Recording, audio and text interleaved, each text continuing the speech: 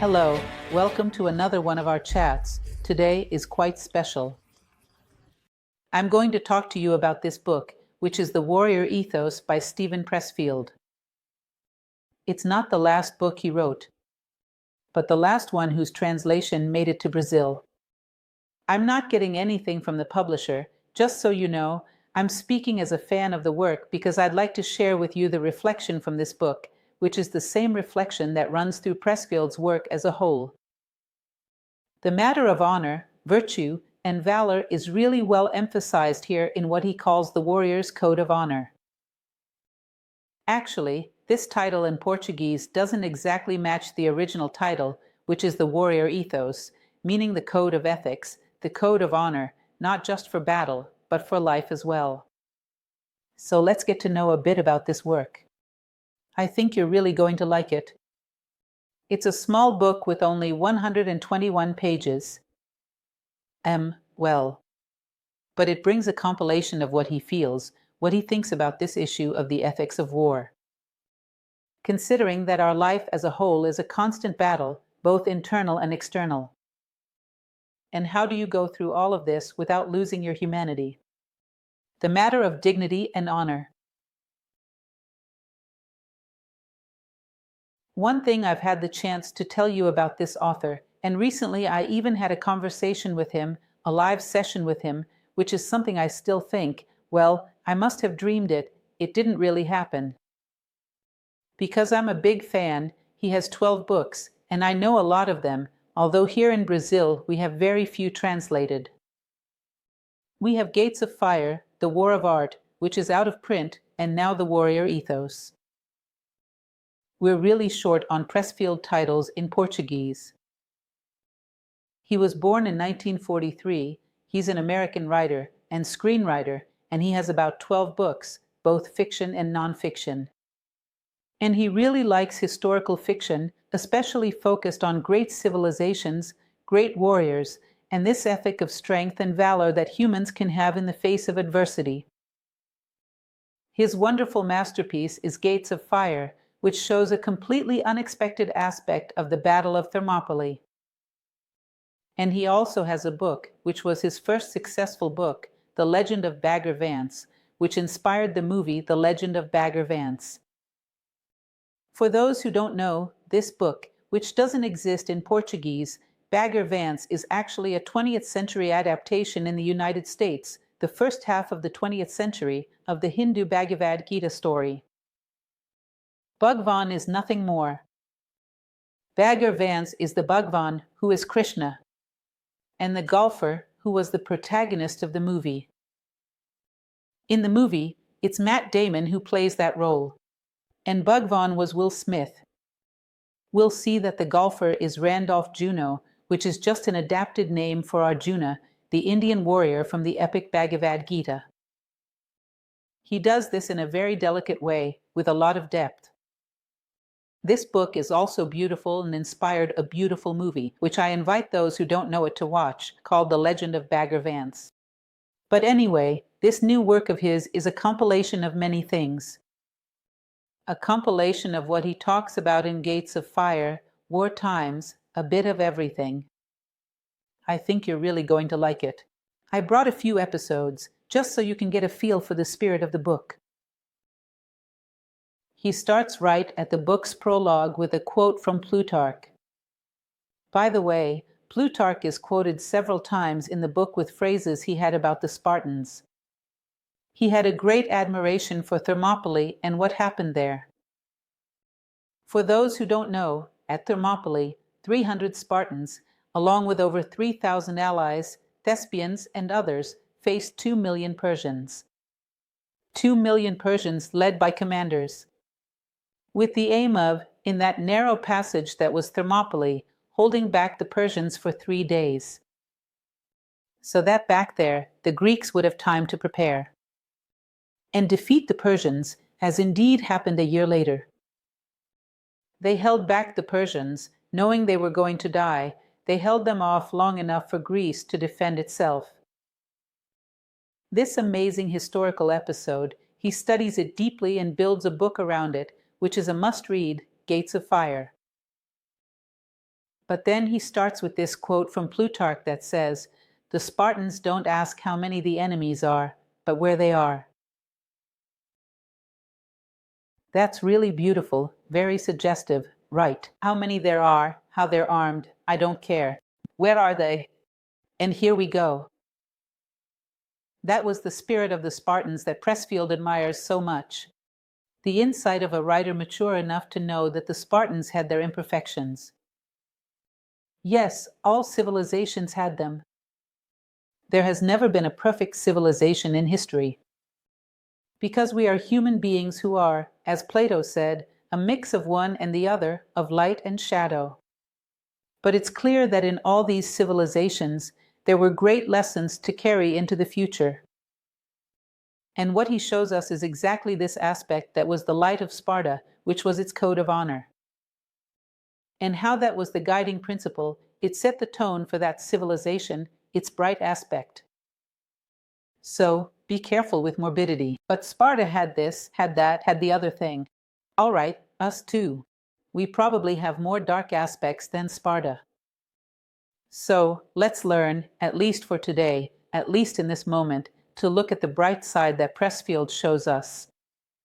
He's going to say that the code of honor of a warrior, this is important, because later he's going to place this within the life of society. The code of honor of a warrior is knowing how to be human in the middle of the world. Knowing how to find your identity, both in your inner life and in life within society. In other words, the code of honor of a warrior is a code of survival as a human being.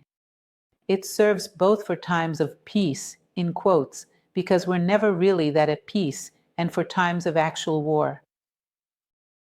He's going to talk a bit about the Spartan mindset. Sparta had a mindset that wasn't just for the warriors, it extended to all the inhabitants.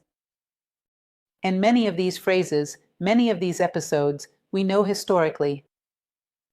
For example, the Spartan mothers who would tell their sons to come back either with their shield or on it, but with honor. In other words, more important to them than physical life was honor. That their children, their offspring, be worthy of the society they lived in, be worthy of their peers, that they cherish honor and dignity. That's something interesting, because if you consider the feminine aspect, the love for their own, especially their children, that's really strong. Therefore, the greatest generosity you can ask of a woman, as Pressfield himself says, is that in various civilizations, women indeed went to the battlefield. But maybe it's not as hard for a woman to give up her own life as it is to give up the life of someone she loves. And the women of Sparta were brave enough for that. He mentions a passage from the book Gates of Fire, which is this wonderful passage where King Leonidas explains that those 300 warriors who were chosen to go to Thermopylae weren't chosen because they were the best warriors, but because of their wives. That when Sparta defended all of Greece at the Gates of Fire, all eyes in Greece would turn to the city. And there they would find these 300 worthy, solid women with enough courage to honor the warriors who made Thermopylae. And these women would be the inspiration for the Greeks' victory, which indeed happened a year later in the battles of Salamis and Plataea. It's very interesting, very beautiful. It's said that in Sparta, the women who cried were the ones whose sons weren't chosen, and not those whose sons died with honor. It was a very different mindset. Life was considered a gift, but a very fleeting one. And there were things more precious on a scale of values than mere physical survival. It's hard for our current mindset. The problem with putting physical life above everything else is wanting to live at any cost. This was very dangerous for the Spartans, because there are certain prices that degrade life so much that it's no longer worthy of a human being. This mindset was the foundation of a civilization not just of warriors, but of everyone who made up that society. It was a warrior-type society. He's going to talk a lot more about this later on. He says that probably warrior societies, which are a stage of human society, originated from those first tribes, which were hunter-gatherers, nomads who lived by hunting together to provide security and food for their tribes. He says that most likely, from these hunters who work for the food and protection of the whole group, came the code of ethics of the ancient warriors, which more or less govern the same spirit that are connected to the same spirit of these hunters. In other words, the virtue of the warrior comes from courage, selflessness, love and loyalty to their comrades, patience, self-control, and determination to endure hardships. Always for the group, always for the whole. In other words, a selflessness and dedication sustained by love. And he'll talk a lot about this, that love is the counterpoint to hate. And only this love is truly capable of creating great warriors who can think of the whole and not just themselves. It would have been born in that stage where civilization, that small budding civilization, fought together with all its members for the survival of the group. That's really interesting. He goes on to say that a good warrior, one of those classic ones from antiquity, the first thing they did was recognize the enemy within themselves. They recognized in themselves the vices and weaknesses like envy, greed, laziness, selfishness, the ability to lie, cheat, and harm their brothers as the worst of enemies. And since they felt this enemy within themselves, they had a whole issue of respecting the external enemy. Who knew that, deep down, everyone was fighting against the same thing? Therefore, there was a very interesting code of respect for the enemy, which for him is a turning point between the true warrior and that spirit of corrupted societies, the dark tribal spirit, which he'll talk about in a bit, that still exists today. So don't think that everyone who fought in history followed the warrior's code of honor. But this code of honor made the great victors of history. It made for the noblest moments in history. So he's going to talk, he's going to quote. There are several beautiful quotes in this book. I brought some for you. He talks about Archilochus, who was a Greek poet and mercenary. He says the following: "Be brave, my heart. Hold your ground. In victory, do not boast. In defeat, do not weep." That was the great dignity of the warrior. Humility in victory, strength in defeat. And peace of mind, because if he gave his best, if he fought the good fight, he's at peace with himself. Happy, alive or dead, at peace with himself. For them, happiness is directly linked to possessing honor, as we'll see in a bit. So he's going to say that the warrior directly opposes fear, the survival instinct. And that's very powerful, a tremendous force within a person. Fear, the survival instinct, the desire to live at any cost. To counter that, you need to tap into something else that's very intrinsic to human nature. Innate impulses of the human being, which are modesty, honor, and love. I use the word modesty because Plato makes a big distinction between shame and modesty.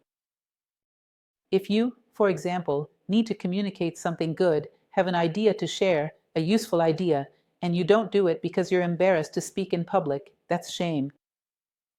Shame applies to the shyness in doing what's good.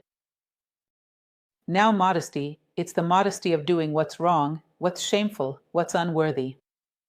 That's good. For Plato, one of the worst things that can happen is when modesty is lost. A shameless civilization. So he's going to say that these three impulses, which are modesty, the shame of dishonor, betrayal, disloyalty, honor, and love. These three elements are so powerful that they can oppose the survival instinct and fear, to dominate them, to keep them under control. And here he comes with another little story. Like I told you, there are many. This book brings together many beautiful heroic episodes. He says that once there was a Roman command that found itself surrounded by the enemy. And surrounded, he receives a message from the enemy troops saying, "You're surrounded, you have no choice but to surrender." And it says that the Roman commander replies, "No choice." So they've also taken away our option to die with honor. In other words, no one could take that away from them. What do you mean we have no choice? Dying with honor is an option, and no one can take that away from us. It really reminds me, although he doesn't mention it here, I take the liberty to add some of my own observations. It really reminds me of a certain moment in Julius Caesar's life. For those who know the Gallic Wars, for example, De Bello Gallico, it's beautiful. There are many passages like this. At a certain point when the Romans, for the first time, face a front of Celts. The Celts were very large men, not like the Latins.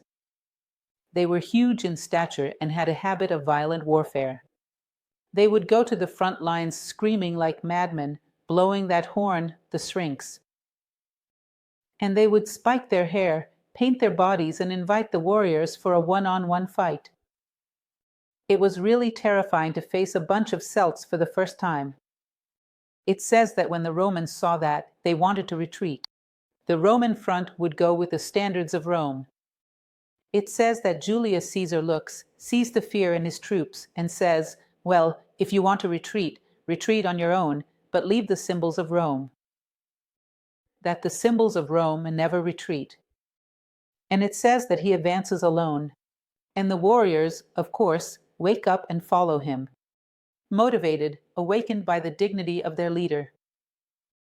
And for Pressfield, this spirit is fundamental. It's what stitches together, what threads this union that exists among the warriors. The deep respect for a leader, a king, who sets the example of what it means to work for the greater good. And a spirit of unity where the group always matters more than the individual. Continuing, he talks about how various peoples had this ethos, this code of honor, which is always instilled through a regime of training and social discipline, not just for the warriors, so that everyone understands and encourages this love, honor, dignity, and glory, which culminated in some type of initiation. Sometimes a religious celebration, something that showed that the warrior was, from that moment on, ready to serve their civilization, ready to serve their people. In the case of the Spartans, this was also very clear. For those who like, for example, Christian Jacques, who is another writer that writes very interesting historical novels heavily focused on Egypt, he tells an episode, of course, it's historical fiction, but very well grounded in the history of Egypt. A moment when Ramses is put by his father to face a bull, still very young. At the moment the bull approaches, he was supposed to take it down, but he was very young, so his father steps in and confronts the bull himself. But he wanted the boy to hold on until the last moment. With his initiation trials, this is a way that shows that this spirit was truly present in many ancient civilizations, where honor was a vital factor for the civilization. It was almost like a bond that gave meaning to existence. It was a factor that could never be dispensed with. It was something that was instilled in children from a very young age. He then talks about the dark version of the warrior's ethics, the warrior's code of honor, which he refers to as gang tribes, drug gangs, violence, and terrorists in general in our historical moment. They have some war strategies that are even effective, but the ends are terrible, very petty, very vulgar, and they completely degrade, not considering any kind of indignity. He's going to make it clear how this works. He says the following: this tribal war driven by hate and not by a sense of duty or mission, by interests, sometimes by greed. It's very common for this to happen nowadays. These tribes are patient, meaning they always persist, never give up. They are adaptable to situations of great diversity. They withstand very tough situations. They're tied to the possession of a land, which can be a physical land or a psychological one, an ideology, something they consider as theirs. Some idea they consider as absolutely true. And they're hostile to outsiders. They don't have that spirit of learning from everyone. They're extremely tied to that mentality of either you're with me or against me, meaning it's either me or them. They're vengeful, never forgiving anything they consider an offense. They're resistant to change, meaning there's no mentality of let's take a better look at the problem. No. They remain eternally dogmatized in that point of view. Human changes in the sense of expanding consciousness, no.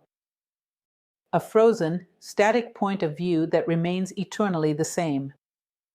They oppress women, work only for the benefit of their tribe, and are completely indifferent to the pain of others or injustice towards others, absolutely selfish.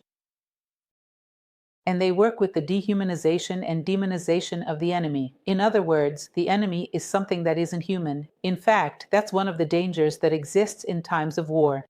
When one side starts to consider that the other isn't a human being. It's a monster, it's anything that seems like it, because then the war starts to completely lose its ethics. It starts to completely lose its codes of honor. For those who watched the live I did the other day about Simone Weil, right in the middle of World War II with France occupied, she fights against this mentality. She says, "Don't come telling me that the Germans are monsters. The Germans are being led by a mad dictator. And we French, if we were led by a mad dictator, would also be easy to convince and manipulate. So don't go dehumanizing the enemy." Simone Weil talked about this too, which is interesting. A certain parallelism of so many traditions, so many people saying the same thing.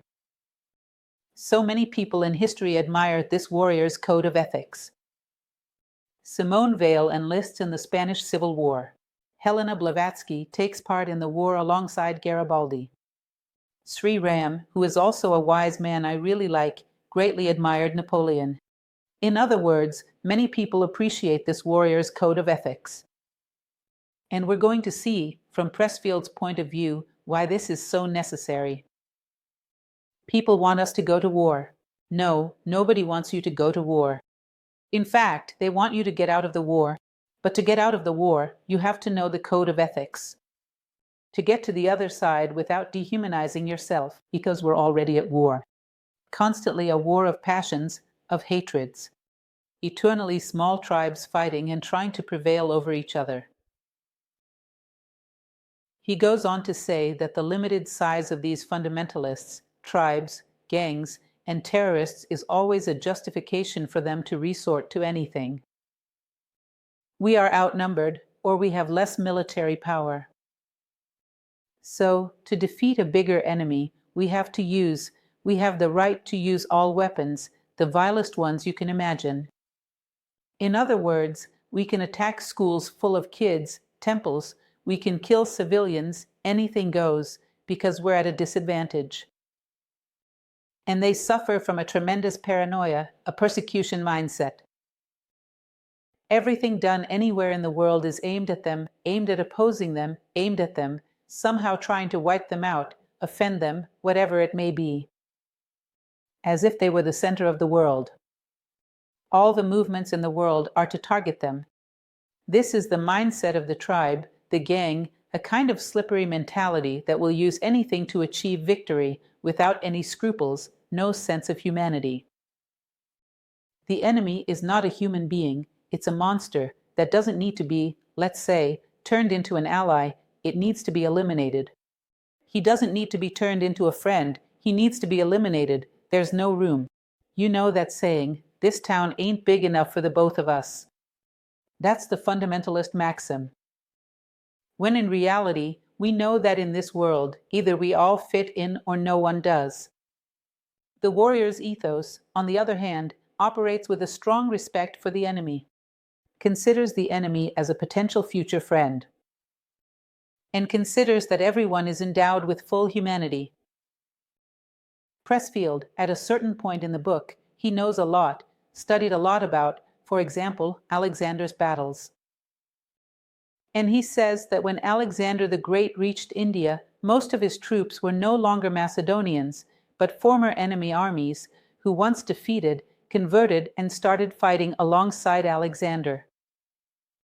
They converted to the Macedonian cause. When he gets to India, most of those fighting with him are former enemies turned friends. That's pretty interesting, isn't it? He goes on to say something quite powerful, that this tribal, violent mentality uses the ethos, meaning the ethics, honor, and sense of duty, the dignity of the warrior, against him. So the warrior never, the true warrior, would never attack the civilian population, would never target women and children, would never do that. He goes and does it to give the enemy the impression that he's crazy, he's reckless, anything goes. To drag the enemy down to their level. Because when he breaks all the protocols of any war ethics, he tries to pull the enemy into his field, which is the no-holds-barred field.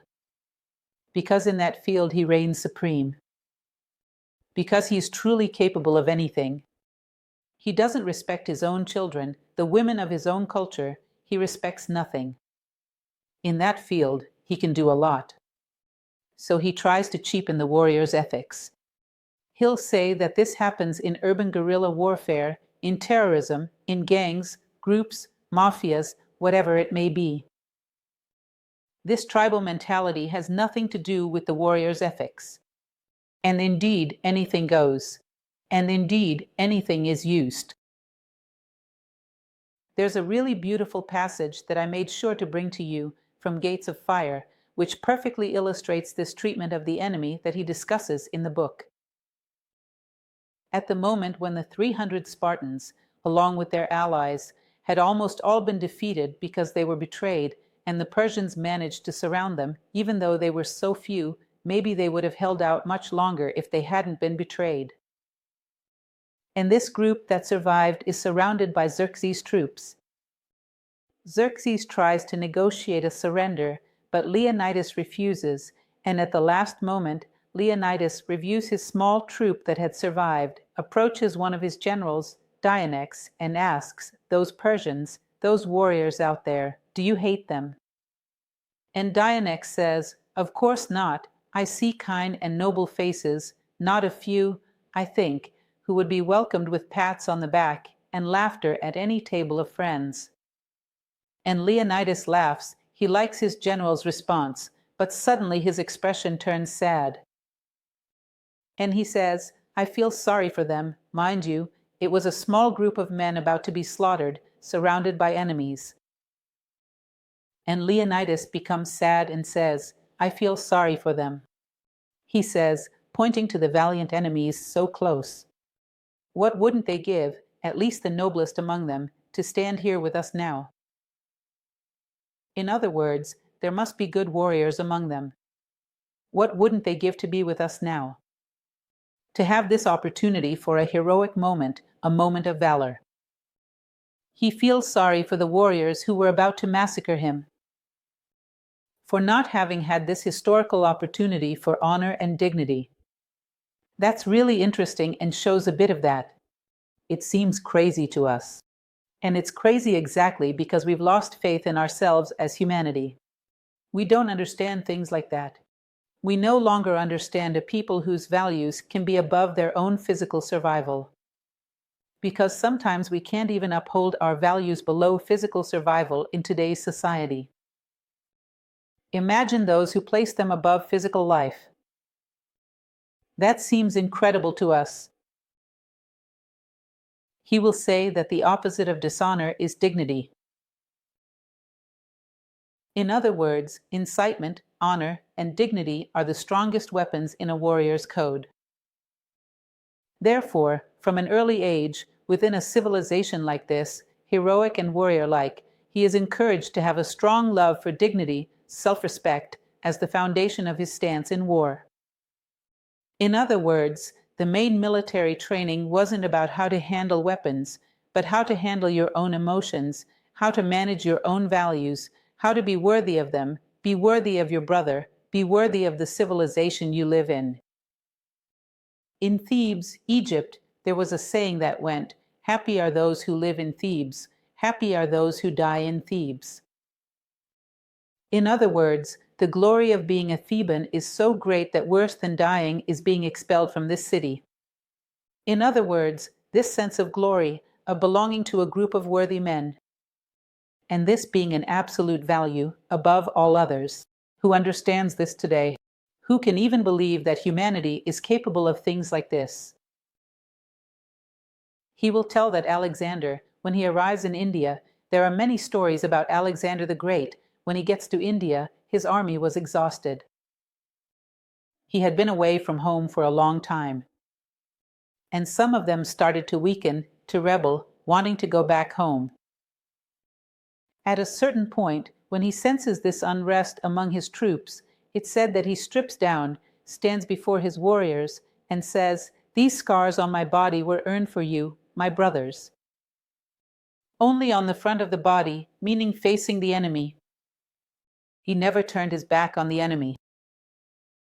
Let the one who has bled more than I have, or who has endured more, come forward, and I will yield to your exhaustion, and we will return home. In other words, whoever bled more, who exposed themselves more, who was more at the front than I was, let them step forward, and I will yield to you, and we will go home. And there was none. And the men were ashamed of their weakness, regained their spirit, and continued on with their king. In other words, within this mindset, it was much worse. They were much more afraid of losing the respect of their brother, their comrade, than of the enemy's spear. That was a code. Much more fear of dishonor in front of their honored brothers than of the enemy's spear. That was incredibly powerful. That gave a spirit of cohesion that was no joke. Remember Julius Caesar, during the Gallic War, when he praises the Celts, and it's true, he was fighting a fierce people. The Gallic Wars, the Gauls, were terrifying. He says, well, they are good warriors. But they will be defeated because they fight each for themselves, and we fight as one man. In other words, this value of unity, which these great leaders were able to instill in their group. Truly a spirit of group. Another interesting point that Pressfield highlights is how often these warrior cultures lived in hostile lands. It seems that this work of fighting against the adversity of nature itself is an initial shaping of their character. No wonder Plato didn't recommend cities located in certain places. He says they even rejected lands that were too easy. He quotes a phrase from the great Cyrus, the Persian king, who said that soft lands create lazy people. In other words, fighting against nature is a first way to sharpen their tools, to be ready to fight and overcome all of life's adversities. Which is quite interesting to consider. If we look at our Inca friends next door, prevailing over a tremendous natural structure, whether it's mountains of enormous altitude or desert coasts, there weren't many options there. And look at what the Incas built, who they were. So, could there be some basis to this premise, right? Well, for those who don't know, Pressfield was a Marine. He was a Marine. Right after his graduation, he joined the American Naval Force as a Marine. And everyone knows, there's a certain name for it, that in the toughest war situations around the world, it's always the Marines who go there. They are warriors prepared for enormous adversities. He talks a lot about the spirit they have, this sense of honor and pride in facing greater adversity. For those who have read The War of Art, he talks about the mindset of a warrior. They take pride in overcoming the greatest adversities. He even jokes, saying that the biggest disappointment for a Marine is finding out there was a dangerous situation and the U.S. government sent the Army instead of them. To them, that's an offense, a dishonor. He would say that when he joined the Marines, his commander used to say there were two types of pay there. One salary was the actual money, which wasn't that great, nothing special, but the psychological salary, that was huge, which was pride, honor, integrity, being part of a corporation with a history of mission, value, and glory, friends who would give their lives for you, and being part of all that for a lifetime. In other words, that's something priceless. It's a corporation with a history of impeccable dignity. Belonging to that, having friends who would give their lives for you, and sharing a code of ethics like that is also a form of compensation. And you realize that this experience marked his entire life as a writer. In fact, it's a very powerful experience. He's going to talk a bit about it, maybe even as a way to prevent us from developing any prejudice. Among the Greeks, not just the Spartans, but the Athenians too, and other peoples like the Thebans, they also had a great capacity for war. Although their form was different, their style of training for war was different, but they had it too. He's going to tell us about the epitaph. Aeschylus, the great playwright who wrote over 90 plays, some of which have survived to this day, is a legendary name in Greece. He had his epitaph written and didn't mention anything about what he wrote, nothing about his literary work. Aeschylus's epitaph goes like this: Here lies Aeschylus, the Athenian, of his courage in the Battle of Marathon. The long-haired Persians have much to say. In other words, in his epitaph, he wanted to be remembered for that. Of his bravery, of his courage in the Battle of Marathon, the Persians have much to say. Nothing about his dramas, nothing about what he wrote. It's interesting what the hierarchy of values was for these men. His value, his works come second. He's going to dive into a topic that I found his take on absolutely wonderful. What is the opposite of fear? To overcome fear, there's only one tool, and the warrior's code of honor knows this very well. The opposite of fear is love. Genex, once again, who fought this battle alongside, was one of Leonidas's generals who fought at Thermopylae in 480 BC. On the last day, it is said that the warriors, when they were practically surrounded, turned to him and asked, "Sir, what should we think about to keep our courage until the end?" And it says that Genex turned to them and said the following phrase, "Fight only for this, for the man next to you. He is everything, and everything is contained in him. Don't think about anything else except the man next to you." This spirit of love for your comrade, love for the group. Just think about that. Plutarch would say that for a Spartan, losing your spear, losing your helmet, all of that was worthy of a fine or a reprimand. Losing your shield was a serious offense because it was much more important to defend your comrade with your shield than to defend yourself with your spear or helmet. The group is much more important than the individual, and the mindset of defending the group is fundamental.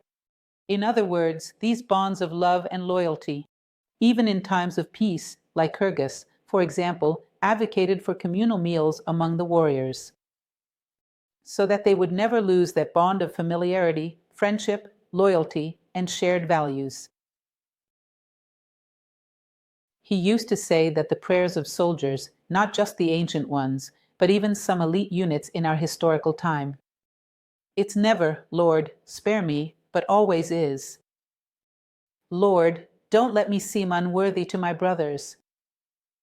Don't let me be unworthy of my brothers." Notice, it's something really hard for us to understand. These are the fibers of something called honor, dignity. That makes humanity viable. Because we are not just one. One alone is easily defeated. But when we weave these fibers of dignity and honor, we become invincible. And we were born for this ever since we were anthropoids, before Homo sapiens.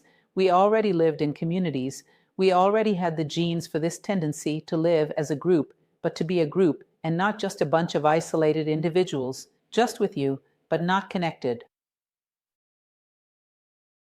There's a passage that I find really beautiful, and I still regret that one day, who knows, now that I have contact with Pressfield, how incredible it is to talk to him, to learn a bit about our neighbors here, the Incas, the pre-Columbian peoples in general, but the Incas especially. They had a very beautiful code of ethics. The troops of the Incas, led by Pachacuti Inca and Pankay, who was a great Sapa Inca, a great king, it is said that they went into battle. The Inca battle was all ceremonial. They would line up with the munya of their founding ancestor. And it is said that the prayer of the Incas was for the gods to fight alongside the just. Not necessarily on their side, because worse than losing a battle was winning in the name of injustice. Do you know what it takes to have the courage to ask for something like that? May the gods fight alongside the just, not necessarily on your side. Because if you, by mistake, by ignorance, are on the side of injustice, it's better to die than to win with indignity, not wanting to live at any cost. And that's something really strong in these people too, who have amazing stories about it. A whole set of stories revolves around the battles of the Incas, back when they were still dignified, who suffered like any people or just decadent. Continuing, Pressfield will say that courage is inseparable from love, and it leads to the greatest of warrior virtues, which is selflessness. For sure, if you look at a Platonic dialogue called Cratylus, this is much discussed by current linguists, but Plato gives the etymology of various virtues. One of them, he talks about, is heroism. He says it comes from eros, love, just like courage is directly related to cor, the heart. For example, a mother, when she sees her child in danger on the other side of the river, even if she's not a great swimmer, she'll dive in and find a way to get across. In other words, she overcomes all her fears to find her heart. And it's said that this is the great source of courage. It's said that this courage, when linked with love, leads to selflessness, which we know better as devotion. And it's said that this is the great source of courage. He'll say that this courage, when linked with love, leads to selflessness, which we know better as devotion. The virtue of selflessness is the complete dedication to an ideal that justifies your life. In this case, honor, dignity, the salvation of your homeland, the preservation of your homeland, whatever it may be. I think it's really interesting, once again, a story about Alexander, who was walking with his soldiers, with his troops, through a desert, an extremely dry place, and both the warriors and the horses were already panting with thirst in that tremendous heat, when some of his warriors, from his troop, found a small spring, almost dripping, and managed to fill a helmet with water, and they brought that helmet to their king. He thanks his warriors for it, but slowly pours that water onto the sand. He wouldn't drink, leaving his warriors thirsty. And then it's said that his warriors took a tremendous breath, as always happens in the face of an act of honor, and they would have said, "With a king like this leading us, no force on earth can defeat us. With a king like this, no force on earth can prevail against us." Notice the kind of bond this creates with the group. This doubles the strength, creates an extraordinary sense of honor, which makes hopes and leadership multiply.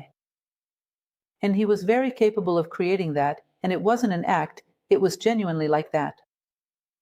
It's said that Alexander was filled with a genuine passion for his men, for his troops, in such a way that whatever had to be endured, he was the first to endure it. He was the one who gave the most. This is part of an ancient war ethic. This warrior's code of honor. Very interesting, exactly in this sense, is another passage from Gates of Fire, another book by Pressfield, which I brought to you, where Xiones, who is the narrator of the book, speaks to King Xerxes, the Persian king. Explain to him what a king is. Xerxes, comfortably settled in his tent, being attended to with all the luxury, while his warriors fought, Xiones turns to Xerxes and says the following, listen up, pay close attention to this. I will tell your majesty what a king is. A king does not face danger from inside his tent while his men bleed and die on the battlefield. A king does not dine while his men go hungry, nor does he sleep when they are keeping watch on the wall. A king does not demand loyalty from his men through fear, nor does he buy it with gold. He earns their love with his own sweat and the sufferings he endures on their behalf. What the most burdensome load means. The king is the first to rise and the last to fall. A king does not demand service from those he leads, but provides it to them. He serves them, not the other way around. That passage is really beautiful, and as I mentioned to you, it belongs to another book by Steven Pressfield, which is perhaps the most beautiful, at least in my humble opinion. Gates of Fire deals exactly with the subject of Thermopylae. Once again, it mentions that Alexander, embodying the spirit of a king who captivates his warriors and feeds them with glory, says that in a battle, when it was over, Alexander would go to the camp with his warriors and distribute all his possessions among them. in such a way that even the smallest of soldiers gets something. He gives everything he has, both in Macedonia and in the places he conquered along the way, everything. He hands it out and distributes it among his warriors. And one of his officers turns to him and says, "And the king isn't going to keep anything." And he says, "I keep my hopes." And this, once again, gives those people a feeling that this guy isn't normal. What he does isn't typical of just any person. And serving someone like that is a glory. I think Alexander would head into battles and the men would run after him so they wouldn't miss the chance to be with him. Because of the immense admiration he inspired. Because of the sense of honor he instilled in all his warriors. He says that selflessness, going back to Pressfield's points, he says that selflessness produces courage and a desire to give back. It evokes inner greatness. If a man is great through his leadership, his actions in the world, he evokes the greatness of those around him. And that's beautiful. It's a shame that it's so rare to have men like that. It tells of another occasion when a veteran got separated from Alexander's group. It was a winter time, a tremendous cold. And after wandering around aimlessly, he finds the troops again. And he arrives half-blind from walking through the ice and completely frozen. And quickly, without really seeing what was happening, he notices a young man sitting him down closer to the fire, bringing him a bowl of hot broth and giving it to him, and little by little he starts warming up, recovering. Imagine the veteran's surprise when he wakes up and sees that the one who had done all that was Alexander himself. He wants to get up, he wants to leave, but Alexander says, "No, stay there, you are much more Alexander than I am." And this says it was his way of conduct, very spontaneous, and it gave cohesion to his armies, which weren't just cohesive, they attracted people who joined along the battle, along his journey. And he was like that, without pretense, out of pure passion, out of pure selflessness. I'm not saying Alexander wasn't dual, or that he didn't have his flaws. Once again, we're back to square one. But the problem is we always focus on the worst of everything that happened in history. Everyone has a bright side that can teach us a lot. I usually joke with my students in the classroom that if you want to introduce a tropical fruit to a foreigner, you don't pick it when it's rotten. You pick it at its peak maturity, when it's at its most flavorful. You might say, but the rottenness is part of its life cycle. It does, but it's not the best time to get to know it.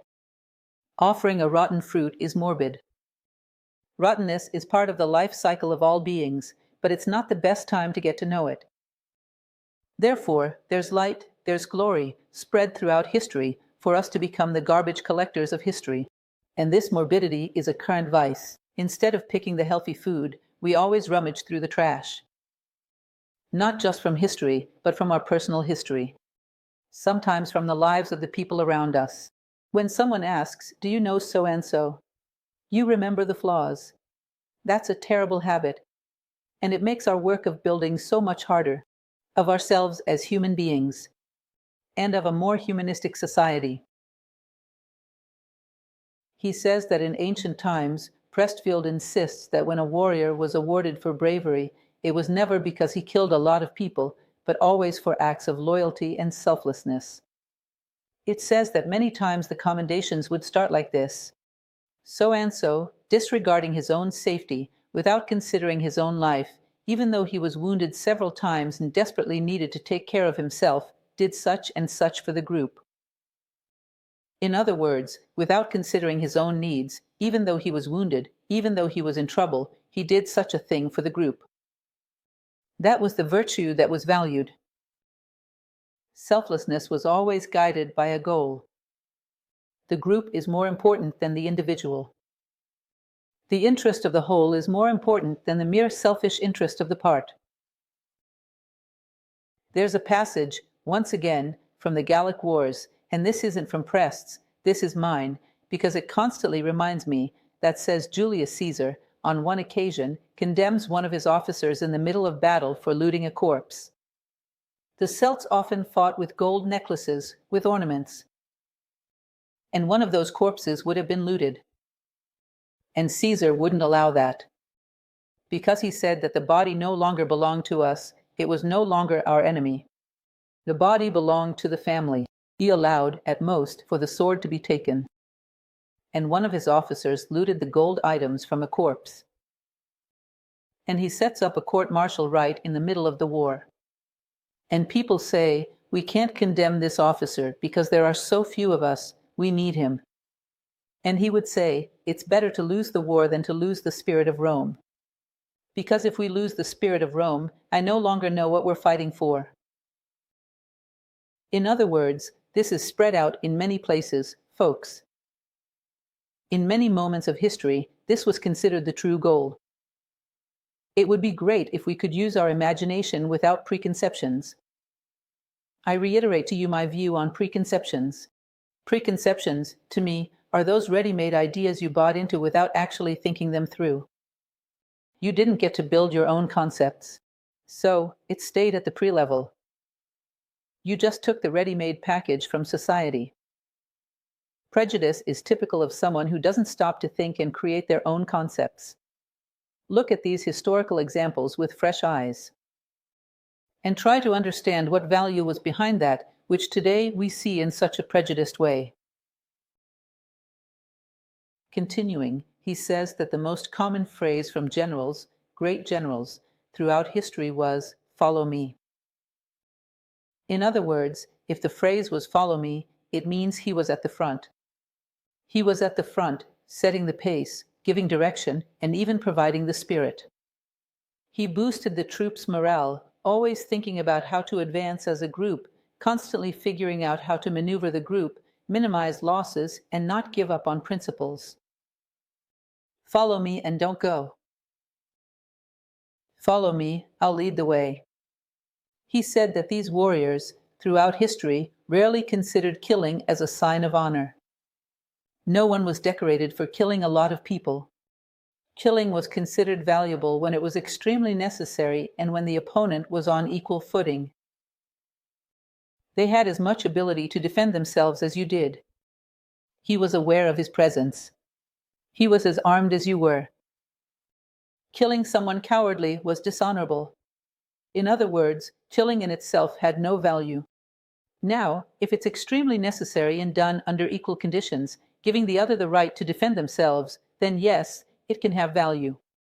He even mentions the code of the samurai warriors, which was Bushido, that prohibited sneaking up on the enemy, approaching from behind and things like that. Once again, I remember our Inca companions.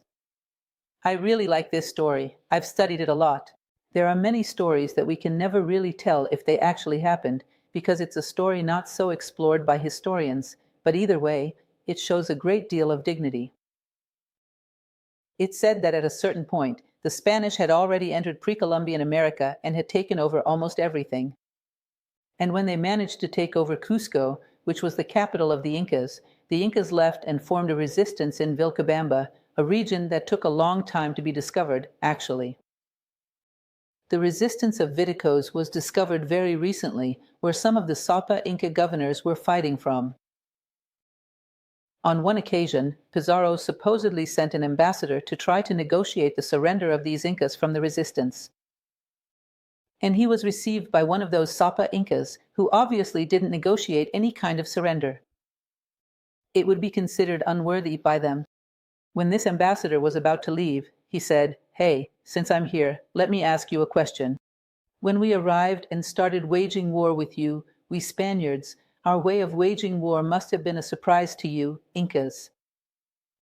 Because we often use tactics like, for example, the warriors go out to battle, we attack the cities, the civilian population, we decimate women and children to break the spirit of the warriors. Many times we attack the armies from the rear when they're unarmed, not ready for battle, or we attack the supplies, destroying crops, destroying food. Yeah, the first time we did that, it must have been a big surprise for you, because the Incas had a very strong code of honor in war. The second time must have been a surprise, but the third, fourth, fifth, 10th, and 20th. Why didn't you learn? Why did you let yourselves be defeated? Why didn't you use our tactics against us? Why didn't you start doing the same thing? And that Sapa Inca supposedly turned to the Spanish ambassador and said, "We Incas only want the land if it's to stand tall on it. To crawl on it, we'd rather leave that to you." Do you realize that these people, who I can't even say if Precio de O knows them well, have exactly this code? Exactly this code. Physical life has value, and it's a big value, but exactly to not take away its value, there have to be values greater than it. We must avoid crawling on the earth. Standing tall is an attribute of the human physical body, but also of the metaphysical body. Standing tall is honor and dignity. It's about being a bridge between heaven and earth. It's about bringing values to the world. That can't be disregarded in the name of just surviving, at least not for these groups. He's also going to mention the so-called Afrika Korps, which was Rommel's German army during World War II. Maybe some of you have heard of him, but this General Rommel, known as the Desert Fox, was a general who followed certain codes. They said he was acting on behalf of the Nazis, but he had nothing to do with the Nazi secret service. He was simply a general sent to fight in Africa. And then he developed his Afrika Korps. And he reached a point where he was admired even by his adversaries for the way he fought. It's said that on one occasion the Germans had captured an English commander, Desmond Young. And they pressured Desmond Young to ask his men, his command, to surrender. That he flat out refused to do it. He flat out refused, sorry. And that German officer kept pressuring, and at that moment Rommel arrives and asks what's going on, and the officer explains, and he says, of course he's not going to do that, it totally goes against the ethics of war. And he comes down and treats that English officer with all respect, sharing water and tea from his canteen with him. He had great sympathy for him because that was an act of dignity. Interestingly, that English officer would become Rommel's first biographer. In other words, an officer from the enemy army. He would be the first biographer to write about Rommel's life. In other words, things like this, which aren't that far off, but are becoming increasingly rare.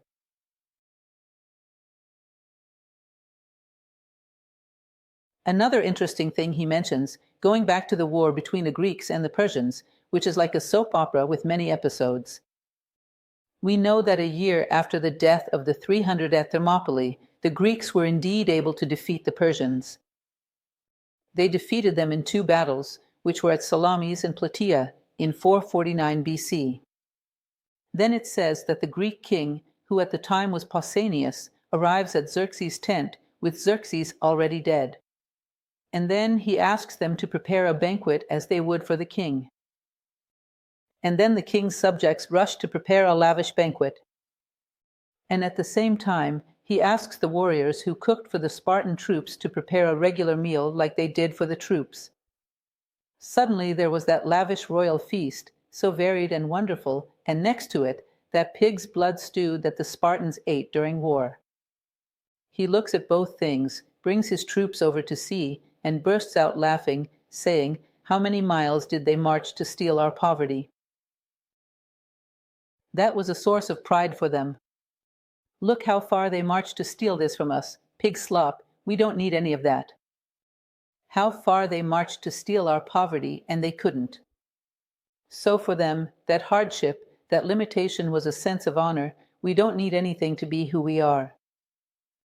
I don't need any of that to be a king. I am a king, and I've never needed any of that. He would be at the front in battles, eating pig slop like everyone else. He mentions once again, Precio going back to his past as a sailor, that many sailors have a tattoo that's very common, widespread. Death Before Dishonor, which is a group that aims to bring back the spirit of the classic warriors, the ancient warriors, in a world where that's already so rare. He mentions, once again, some episodes. This story has many beautiful episodes.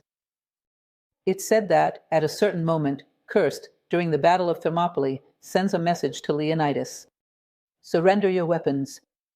Molon Labe. And Leonidas responds, come and get them. Molon Labe, come and get them. In other words, he didn't fear death. He knew that death was inevitable. And he had this ability to stand firm like a wall, giving his best, thinking about his people behind him who needed that time.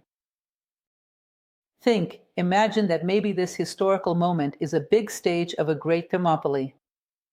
Can you do this exercise of imagination with me? Let's try to imagine this adverse historical moment we're living in as a great Thermopylae. And that a great warrior, a great king, a divine Leonidas, handpicked the warriors to place in this historical moment. Those awakened and willing men who are capable of holding back this wave of hatred, destruction, and alienation for 3 days so that humanity can strengthen and react.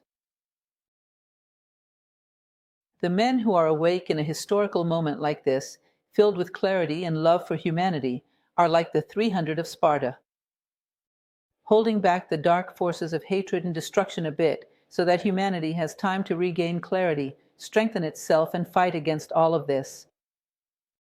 Leonidas knew that was all he had to do. Hold out for 3 days so the Greeks could strengthen themselves.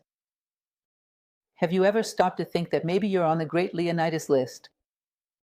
And that he expects this from you? Just resist. Resist against the advance of hate speech, alienation, dehumanization, of no longer considering the human being as your companion, as your family, as your battle buddy. Of stopping the fight against diversity. To stop resisting. It would be a betrayal to a warrior's code. That a great Leonidas expects from us. That's a good exercise for the imagination. He will reiterate, then, that honor is the psychological salary.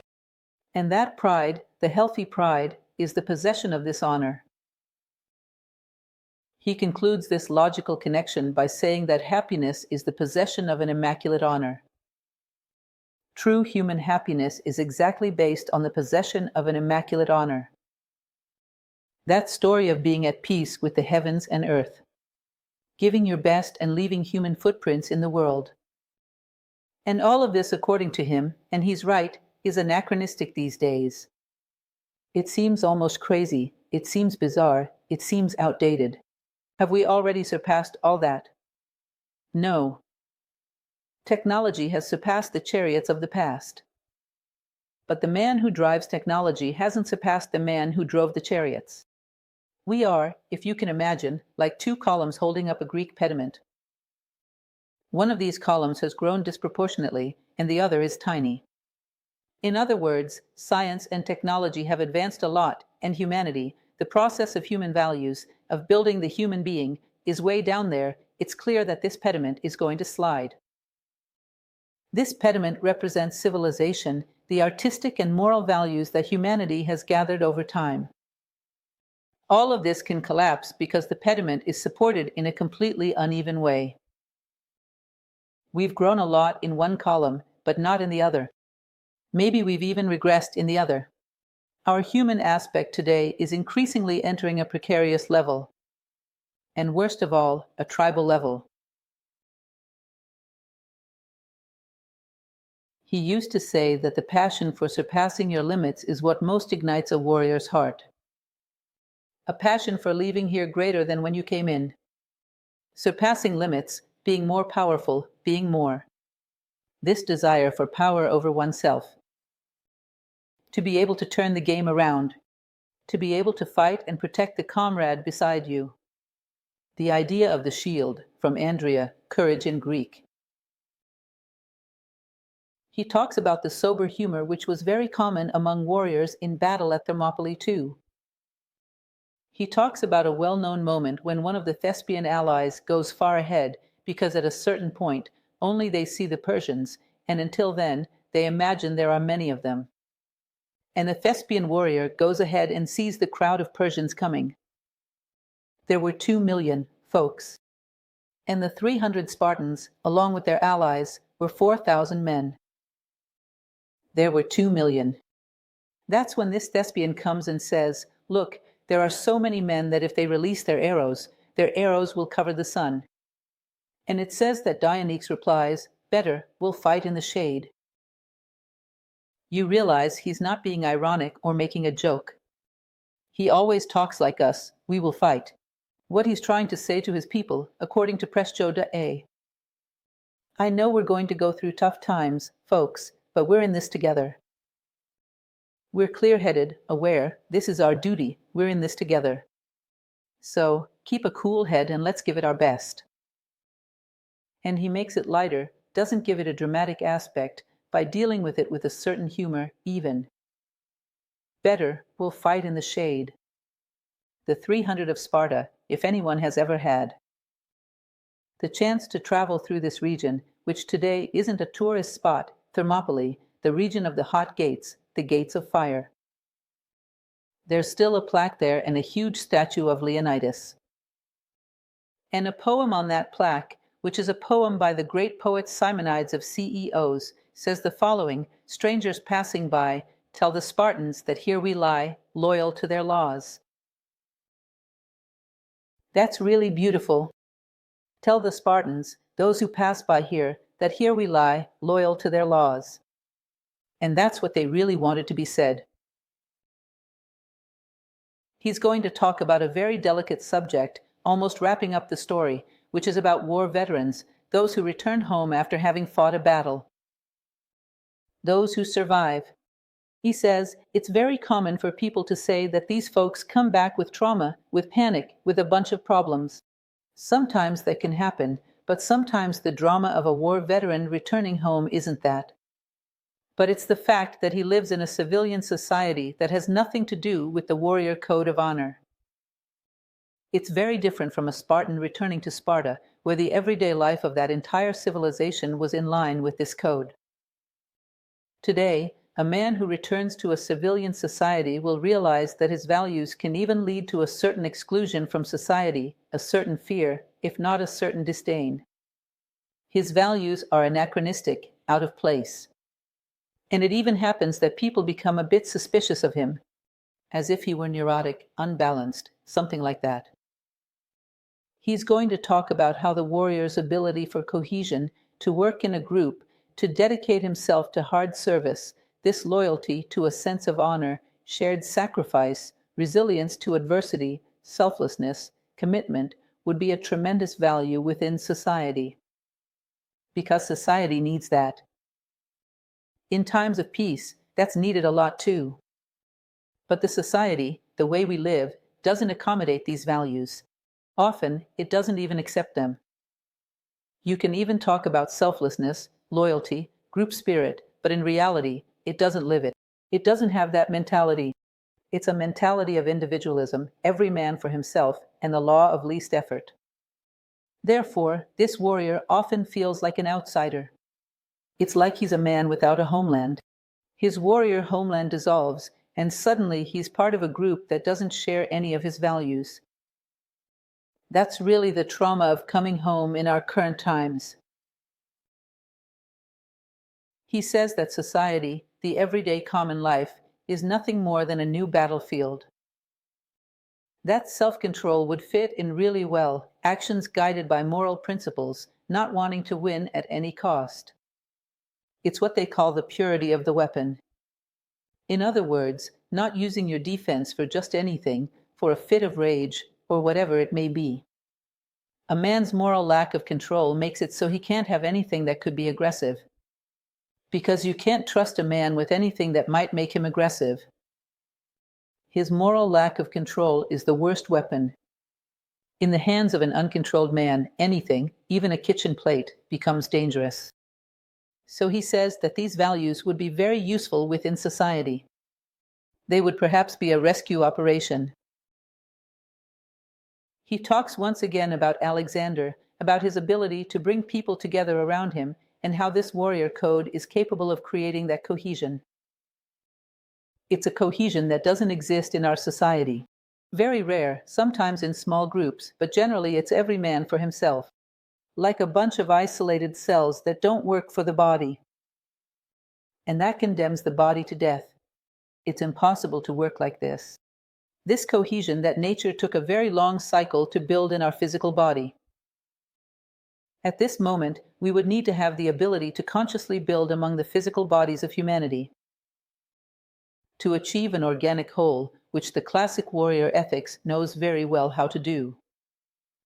Because deep down, life is a constant internal and external battle. Adversities are constant, difficulties are constant. And if we don't know how to work to overcome adversities without seeing the other as an enemy that must be eliminated, it's either me or him, we would have a response that would lead us to a better level of civilization in every crisis. And in this historical moment, we really need that. We would grow with the crises and not destroy ourselves with them, which is very common to happen. He talks about Cyrus, once again, the Persian king, who he says, when he won, would share the spoils, not just with his friends, but even with the people of that city. The spoils of war. And he used to say that the only thing he competed with his adversaries in was generosity. That he wanted to be more useful to his adversaries than they could ever be to him. The only thing he competed in, he wanted to win in generosity, integrity, and honor. He wanted to be more useful than anyone could ever be to him. Well, that was a general and a king who led his troops from the front. The glory of the Persians, King Cyrus. Alexander, the great leader and conqueror, often used to say that our conduct should be such that it encourages all men, regardless of their background or status, to want to be our friends and fear our enmity. That our conduct inspires respect and a desire for our friendship in people and fear of our enmity. In other words, our conduct is a factor of cohesion. He's going to talk about an Indian classic, the Bhagavad Gita, which also deals with a war. A classic war which would have taken place at some point in Aryavarta in ancient India. But this book is highly symbolic and actually refers to the inner war of man. It's a metaphor that talks about a war happening inside a person, where consciousness, leading our virtues, fights to defeat our vices. And it's a matter of survival. Being victorious over oneself is the greatest of battles. Interesting, because even the Dhammapada, which is the sacred book of the Buddhists, says that greater than the one who defeats 1,000 men in battle is the one who conquers himself. He talks about this epic as a true beauty that it really is, because it shows the true essence of war. Deep down, the war is fought within us. Even a classic manual of war, which is Sun Tzu's The Art of War, has a particular chapter that talks about the art of not unsheathing the sword. In other words, the great warrior is the one who is so victorious over himself that there is no crack for the enemy to feel encouraged to attack. In other words, the true warrior doesn't fight. The one who fights because they haven't yet reached the fullness of the great warrior. He still has cracks where the enemy feels encouraged to attack. In other words, victory over oneself is the greatest of all victories. The conquest of your own identity is the greatest of all wars. He's going to mention Cao Yang. I find it interesting sometimes because it's impressive how he goes through basically all the things I admire the most. And I tremendously admire the thoughts of Cao Yang, just as I admire the Bhagavad Gita, the Dhammapada, and basically everything he mentions. That's pretty interesting. And he talks about the warrior archetype according to Cao Yang. The archetype is like the personification of a stage in the maturation of human consciousness. The warrior archetype would fit well in adolescence, in early youth, where this young man needs to feel a certain sense of power, the power to defeat the shadows. A certain desire to overcome his limits and assert himself as a human being. It's almost like the initiation of the young. And this well-lived stage, this moment of the warrior archetype well-lived, will create a foundation, will create a base for all the other archetypes of human life to be experienced. In other words, it will provide the foundation. It's one of the most important stages of human life. He says that experiencing an archetype well provides the foundation for the next ones, and that this is one of the most important of all. So the warrior archetype will then lead to the archetype of the wife, the husband, the father, the mother, the mentor. Of the mentor, the king, the queen, in other words, all the social roles that a human being can come to occupy. That's the foundation. This ability to conquer your own identity, to prevail over adversities, and to have a sense of mission in life. Knowing where you want to go with all this, and be loyal to that. This is the foundation for everything that comes after. To have something to teach. That these later stages are pedagogical stages.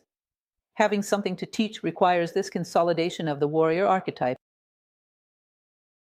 And he talks about a really beautiful moment, once again, guess who it's about? Of Alexander.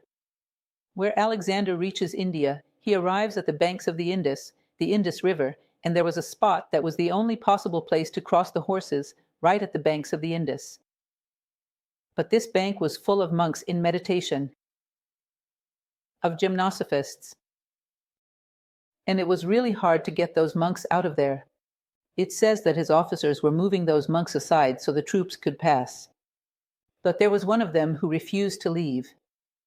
The officer was there arguing with them. There came a moment when Alexander went there alone to see what it was all about. And when he arrives, the officer points to him and says to the monk, "Do you see this man here? This man has conquered the world, and you don't want to let him through. Who are you? This one here conquered the world." And the monk replied to him, "I am the one who has overcome the need to conquer the world." It says that Alexander bursts into laughter at this, gets off his horse, approaches the monk with all respect and says, "If I weren't Alexander, I'd want to be you." He says that he recognizes a man who is victorious in the greatest of battles, which is the battle over oneself, and he manages to prevail. In other words, he recognizes a wisdom that was achieved on the foundations of a well-lived warrior archetype, which later on will create the archetype of the wise man. But, first of all, this ability to conquer oneself, to prevail over adversities without letting them steal your dignity and honor. The foundation for all other archetypes of human life. Mastery over oneself is the source of the warrior's identity. Mastery over oneself and self-awareness. A very clear identity. Who am I and where do I want to go with all this? He says that the hardest thing in the world is to be ourselves, to find a sense of purpose in life and stay true to it. And this is the greatest of all battles, as we've already mentioned in the Dhammapada and the Bhagavad Gita. Therefore, the warrior archetype is a stage of fundamental importance for all of life. And it must be integrated. And by integrating this archetype, we integrate all the virtues of the warrior, which are simply courage, patience, selflessness, loyalty, fidelity, self-control, respect for elders, love for companions and adversaries, perseverance, and good spirits in adversity. Imagine how much we need these virtues for our times of peace to truly be peaceful. Because nowadays, it's hard to really tell when we're truly at peace. We've turned civilian life into a war. These are fundamental values for us to be able to say that we are truly at peace with ourselves and with others, as the foundation upon which a man's life and the life of the whole society rest. And finally, to wrap things up for you, I couldn't help but bring up another wonderful work, which you know is my favorite book. This passage is from the Ramayana, very beautiful, when a Brahmin addresses Sumantra, who was a Kshatriya, a warrior, the charioteer, the chief of the war chariot of Prince Rama. And at a certain point, he decides to take Rama into exile. That was necessary, it was part of the Dharma. He resisted at first, but eventually surrendered to his mission. Vasista, who is the Brahmin, approaches this Kshatriya, this warrior, and says the following. So, who still has a good heart in the kingdom of Kosala? I see honor. I see again the Dharma of proud warriors. The Dharma of kindness and bravery. Who gladly gives up their body on the battlefield. I see loyalty, skill, and courage once again. This is the Kshatriya Dharma that I remember. It's good to see, my friend. It's good to see. And that's it. I leave this with you. I hope you overcome prejudices and can listen in peace.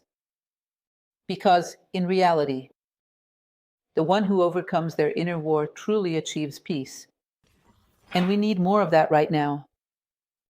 This is not a call to war. This is a call for ethics and pacification. To resist our passions, our weaknesses. To be victorious over ourselves. And think about everything. To feel that our battle companions are all of humanity. I hope this serves as an inspiration. A hug to all of you.